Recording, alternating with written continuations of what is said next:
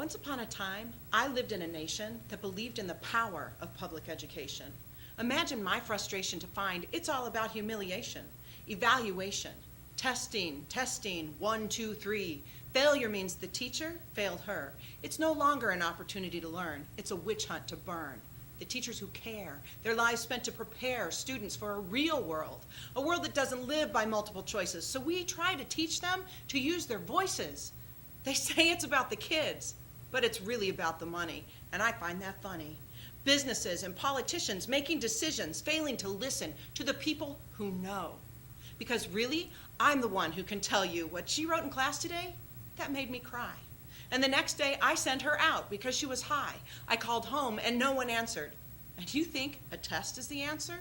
The fact that she gets out of bed every day and makes it to school, sometimes, that's enough.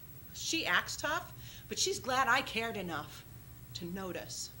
And even though he can't pass, he wrote a poem that moved an entire 9th grade class to see him in a different light. And this girl, the one who couldn't speak until she was 5, she spoke in my class. She wrote a play. She created a world and took us all away with her. But the test missed her because she didn't fit into your glass slipper. She did her best on the test, but I'm not a good teacher, even though I tried hard to reach her. Teaching.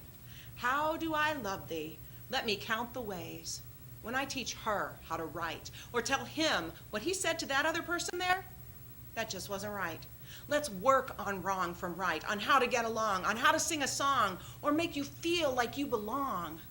Standardize, idealize. Don't look the teachers in the eyes as we cut them down to size.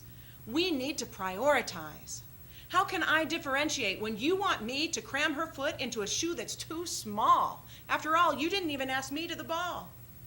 Once upon a time, teaching was an honorable profession. Kids went to school, they learned a lesson. Now we want a one-size-fits-all solution, a savior for our educational institutions. We'll cut off toes and heels to have it, but we'll still have a shoe that doesn't fit it.